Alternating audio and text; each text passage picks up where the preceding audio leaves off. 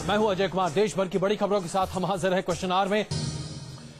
नमस्कार, मैं हूं अजय कुमार और आज हम क्वेश्चन आवर में आपके सामने, इससे पहले कि हम बात करें सरबजीत की, आज आपको हम पेश करने जा रहे हैं न्यूज नेशन की एक खबर जो कि अभी घंटे भर पहले हमने आपके सामने पेश की थी और उसमें 4 पुलिस कांस्टेबल के खिलाफ जबरदस्त कार्रवाई हुई है। न्यूज नेशन के रिपोर्टर रुमानुल्लाह खान ने अपनी खुफिया कैमरे में 4 पुलिस वालों को पकड़ा था जो कि जगतपुरी थाने के थे। वो चारों पुलिस कांस्टेबल के खिलाफ जबरदस्त कार्रवाई हुई है। न्यूज नेशन के रिपोर्टर रुमानुल्लाह खान ने अपनी खुफिया कैमरे में 4 पुलिस वालों को पकड़ा था जो कि जगतपुरी थाने के थे। वो चारों पुलिस वाले गैर कानूनी निर्माण की वजह से पैसे की उगाही कर वापस आए थे और फिर आपस में इस पैसे का बंदरबाट कर रहे थे। इस पूरे बंदरबाट को रुमानुल्लाह हमारे संवाददाता ने अपने कैमरे में कैद किया। चारों पैसे को इतनी ईमानदारी से, गैर कानूनी तरीके से अर्जित किए गए इस पैसे को, इस रकम को इतनी ईमानदारी से बांट रहे थे कि उसके बाद लगा कि इससे बेहतर भाईचारा और इससे ज्यादा ईमानदारी तो शायद ही कहीं देखने को मिल सकती है। न्यूज नेशन ने जैसे ही इस रिपोर्ट को आपके सामने पेश किया, 20 मिनट के अंदर इन चारों पुलिस के कांस्टेबल के खिलाफ पहले प्रशासनिक कार्रवाई शुरू हुई और 30 मिनट के अंदर उन्हें सस्पेंड कर दिया गया। न्यूज नेशन सवाल यहां पर यह उठा रहा है कि हमारे एक संवाददाता, एक रुमानुल्लाह, एक कैमरे के जरिए अगर 4 पुलिस वाले के इस भ्रष्टाचार को उजागर कर सकते हैं तो दिल्ली पुलिस में कार्यरत तमाम पुलिस वाले और साथ ही साथ तमाम वरिष्ठ अधिकारी और विजिलेंस विंग आखिरकार क्या कर रहा है। दिल्ली पुलिस अगर अपने मातहत इस तरह के भ्रष्टाचार को आगे बढ़ने की इजाजत दे रही है तो इसमें जाहिर सी बात है आला अधिकारियों की आंख बंद करने की नीति है। और अगर ऐसी नीति है तो क्या ऐसा होना चाहिए? क्या ऐसे पुलिस वालों के हाथ में हम अपनी सुरक्षा दे सकते हैं? और अगर नहीं तो आखिरकार पुलिस के वरिष्ठ अधिकारी क्या कर रहे हैं? ये सवाल उठाता है न्यूज नेशन और अपनी इस रिपोर्ट को जो हमने कुछ ही देर पहले दिखाई थी, आपको एक बार फिर दिखाएंगे रात 9:30 बजे। हमारी इस खास पेशकश को जरूर देखिएगा रात 9:30 बजे।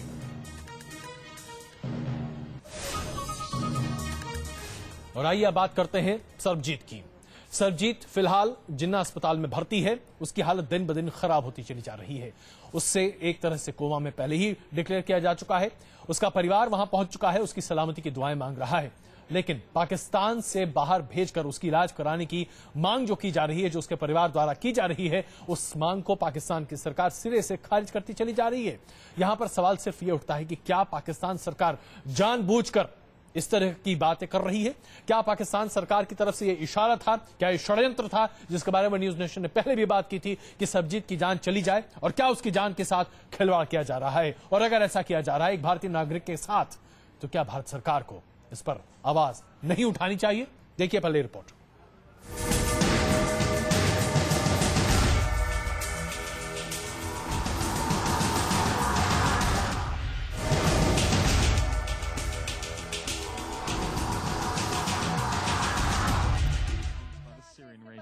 पाकिस्तानी डॉक्टरों ने साफ कह दिया है कि सरबजीत के बचने की उम्मीद बेहद कम है। डॉक्टर दवा से ज्यादा दुआओं पर यकीन कर रहे हैं। लेकिन इन सब के बीच पाकिस्तान सरकार ने इलाज के लिए सरबजीत को पाकिस्तान से बाहर भेजने की किसी भी मांग को खारिज कर दिया है। पाक सरकार ने सरबजीत के परिवार की अपील पर 4 डॉक्टरों का एक पैनल बनाया था, जिसने रिपोर्ट दी है कि सरबजीत की हालत ऐसी नहीं है कि उन्हें किसी दूसरे कमरे में भी शिफ्ट किया जा सके। जो उनकी रिपोर्ट है, क्योंकि उनकी हालत बहुत ज्यादा नाजुक है, पर उसके बावजूद उनकी फैमिली चाहती है, उनकी सुबह फोन आया था मुझे भी कि उनको हम ले जाना चाह रहे हैं, तो ये हाई कमीशन देख रही। जेल में हुए हमले के दौरान सरबजीत के सिर में गहरी चोट आई है। उनके दिमाग में 3 सेंटीमीटर खून का थक्का जम गया है, जिसकी सर्जरी होना जरूरी है। लेकिन डॉक्टरों का कहना है कि डीप कोमा की स्थिति में होने के कारण सर्जरी मुमकिन नहीं। भारत सरकार भी पाकिस्तान से सरबजीत को किसी दूसरे देश में इलाज के लिए भेजने की अपील कर रही है, जिसका असर फिलहाल होता नहीं दिख रहा है। जो भी जिस गंभीर चोटों से वो ग्रस्त है उसको पहले मेडिकल पूरी भी ट्रीटमेंट मिलनी चाहिए। वो पाकिस्तान के डॉक्टर हों, विदेश के डॉक्टर हों, हमारे तरफ से कोई जरूरत है, हम भी पूरी मेडिकल मदद देने के लिए तैयार हैं। ये आवश्यक नहीं है कि उसे भारत लाया जाए, उसे दुनिया में सबसे सर्वोत्तम उपचार जहां मिल सके उसे ले जाना चाहिए। मलाला यूसुफजई पर तालिबान के हमले के बाद उन्हें इलाज के लिए ब्रिटेन भेजा गया था। पाकिस्तान के सैकड़ों नागरिक बेहतर इलाज के लिए अक्सर भारत का रुख करते हैं, लेकिन पाकिस्तान सरबजीत के मामले में अड़ियल रवैया छोड़ने को तैयार नहीं दिख रहा है। जो हादसा हुआ है वो इतना बुरा है, इतना क्रिटिकल है, और मैं मेरे को ऐसा लग रहा है और मैं प्रे करता हूं कि मैं गलत हूं कि उनकी लाइफ बच जाएगी, लेकिन मुझे ऐसा लग रहा है कि बहुत ज्यादा क्रिटिकल कंडीशन है और ना के बराबर क्रिटिकल कंडीशन है, उसको छुपाया जा रहा है। पाकिस्तान ने पहले सरबजीत की सुरक्षा में लापरवाही बरती और अब सरबजीत के इलाज में भी पाकिस्तान का रवैया हीला हवाली वाला दिख रहा है। साफ है कि सरबजीत की जान की कीमत पर भी पाकिस्तान राजनीति करने से बाज नहीं आ रहा है। Team news nation. और अभी भारत सरकार की तरफ से एक और गुजारिश की गई है। भारत सरकार ने यह प्रेस रिलीज जारी किया है जिसके जरिए कहा जा रहा है कि भारत सरकार मानवीय आधार पर चाहती है कि सरबजीत को जल्द से जल्द रिहा कर दिया जाए। भारतीय उच्चायोग के तमाम अधिकारी जो मेडिकल रिप्रेजेंटेटिव्स हैं वो जिन्ना अस्पताल के मेडिकल रिप्रेजेंटेटिव से बातचीत कर रहे हैं और वो चाहते हैं कि सरबजीत को रिहा कर दिया जाए ताकि सरबजीत को भारत लाया जा सके और उसके बाद उसका इलाज किया जा सके। भारत सरकार ने एक बार फिर कहा है कि यह भारत सरकार की जिम्मेदारी होगी और पाकिस्तान सरकार की यह जिम्मेदारी है कि वो एक मानवीय आधार पर सरबजीत को पाकिस्तान की जेल से रिहा कर दे ताकि उसका इलाज भारत में ठीक तरीके से किया जा सके। ये अभी अपील की गई है भारत सरकार द्वारा और ये प्रेस रिलीज विदेश मंत्रालय द्वारा अभी जारी किया गया है जिसे हम आपके सामने पेश कर रहे हैं। और आइए इस बारे में बात करने के लिए हमारे साथ दो वरिष्ठ मेहमान मौजूद हैं। हमारे साथ राजीव डोगरा जी मौजूद हैं जो कि पूर्व राजनयिक हैं, पाकिस्तान में काफी अरसे तक काम भी कर चुके हैं, और स्वर्ण लाल जी हमारे साथ मौजूद हैं जो कि कोट लखपत की उसी जेल में थे जहां पर सरबजीत थे और उनके साथ उनकी बातचीत भी हुई थी। राजीव डोगरा जी, हम सबसे पहले आपसे जानना चाहेंगे, भारत सरकार एक बार फिर यह अपील कर रही है, क्या वाकई में अपील पर पाकिस्तान की सरकार से सुनवाई होगी या राजनीतिक और कूटनीतिक स्तर पर इस पर पहले से बातचीत हो रही होगी और इस पर कार्रवाई होनी चाहिए? देखिए, एक तो अपील वर्ड जो है ये शायद गलत वर्ड है, क्योंकि हमको ये लीगल राइट है और लीगल राइट सिर्फ बायलैटरल रिलेशंस में नहीं है, ना सिर्फ ह्यूमैनिटेरियन पैमाने पे है। ये जो राइट है ये यूनाइटेड नेशंस के चार्टर में है कि किसी दूसरी कंट्री के कैदी को जी आप कभी भी मिसट्रीट नहीं कर सकते जी। ये जिस तरह सरबजीत के साथ हुआ है ये तो बिल्कुल ही बेइंसानी है। आप किसी को थप्पड़ तक नहीं मार सकते। ये जो universal declaration of human rights है जो 1947 में अडॉप्ट हुई थी, उसके मुताबिक जो पाकिस्तान में हुआ है ये one of the worst treatments possible है। जी। तो पाकिस्तान की ड्यूटी बनती है इंसानी तौर पे और उससे ज्यादा लीगल तौर पे, अगर ये यूनाइटेड नेशंस का मेंबर है तो उसको वहां शक्ल दिखाने के लिए मुश्किल होगी। अगर एमनेस्टी इंटरनेशनल, हमारी ह्यूमन राइट्स ऑर्गेनाइजेशन, जिस तरीके से पाकिस्तान सरकार का रवैया रहा है, ऐसा लगता नहीं है कि पाकिस्तान सरकार के कान पर जू भी रेंगता हुआ दिखाई दे रहा है। पाकिस्तान सरकार तो साफ कह रही है कि नीचे हम नहीं कुछ कर सकते। मैं इसीलिए कह रहा हूं कि जितना आप झुकेंगे, जितनी आप अपील करेंगे, जितनी आप दलील करेंगे, वो आपको रोनता रहेगा। और अनफॉर्चुनेटली हम हमेशा अपील करते रहे, दलीलें करते रहे। देखिए, जरदारी यहाँ आए थे, उन्होंने अपना जोर देके कहा कि मेरे को डॉक्टर चिश्ती को वापस ले जाना है जी। और हमने एक दिन में सुप्रीम कोर्ट ने हमारी मान लिया प्रधानमंत्री के कहने पे और ये वो सब करके उनको वापस भेज दिया। उस टाइम हमने क्यों नहीं कहा कि सरबजीत को भी हमको वापस लेना है?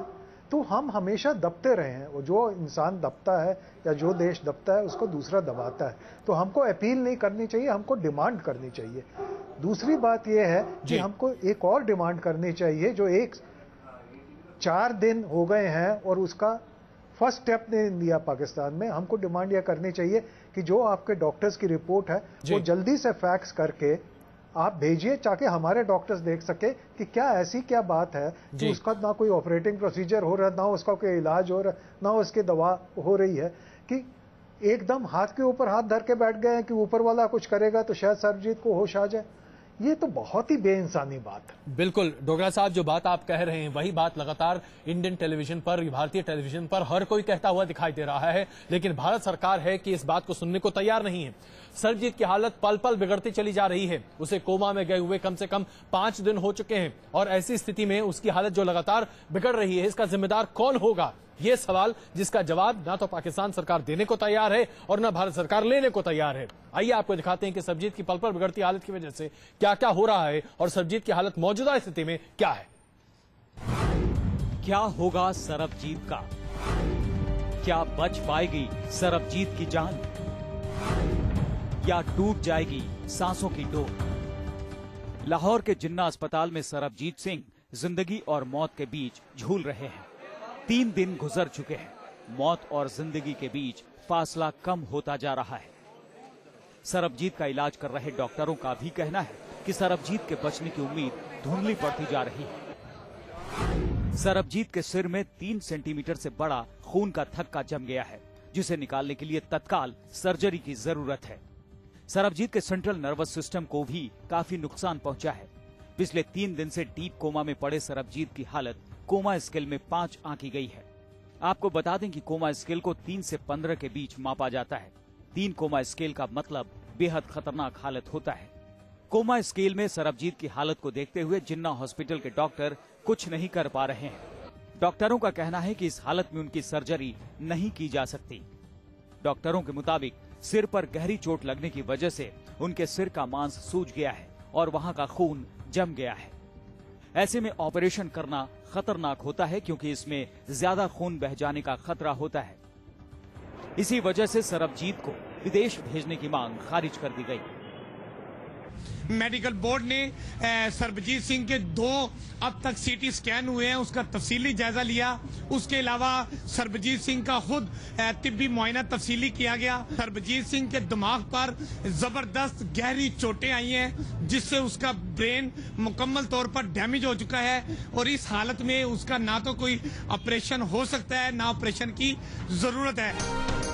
भारतीय जासूस सरबजीत सिंह का इलाज सरबजीत सिंह की सेहत को लेकर पाकिस्तानी मीडिया में जैसी खबरें आ रही हैं, उससे पाकिस्तान सरकार और सरबजीत का इलाज कर रहे डॉक्टरों की नीयत पर भी सवाल खड़े हो रहे हैं। सरबजीत सिंह के बारे में अब तक मुख्तलिफ आरा सामने आ रही थी कि उसको सर पे ईंटें मारी हैं, उस पे लोहे के वार किए गए हैं। ऐसी कतन कोई बात नहीं। एक सीनियर प्रोफेसर का कहना है कि सरबजीत सिंह के दिमाग में, फेस पर, गर्दन पर और उसके जिस्म के किसी हिस्से पर कोई ब्लीडिंग नहीं हुई, कहीं कोई चोट नहीं है, कहीं से कोई खून बाहर नहीं निकला हुआ।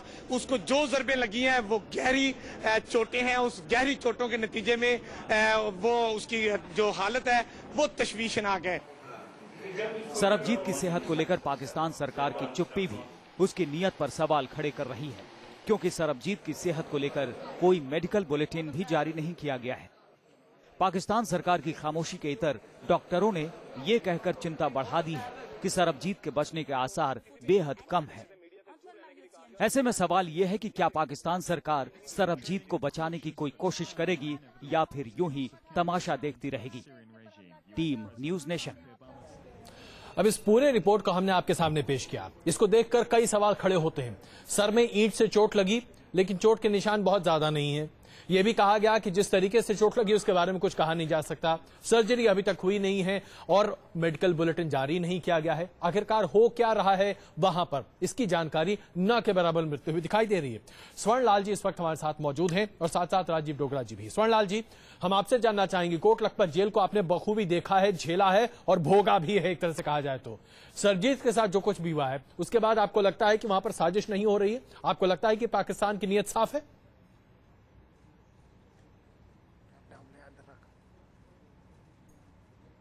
स्वर्ण लाल जी, हेलो जी, आप हमारी आवाज सुन पा रहे हैं? जी जी। अभी जो स्थिति है सरबजीत की। जी हाँ, मैं आपकी आवाज सुन रहा हूँ। जी, हम अभी जो स्थिति है सरबजीत की, उसे देखते हुए क्या आपको लगता है कि कोट लखपत जेल में कुछ साजिश नहीं हुई होगी? क्या आपको लगता है कि जिन्ना अस्पताल में सब कुछ ठीक है?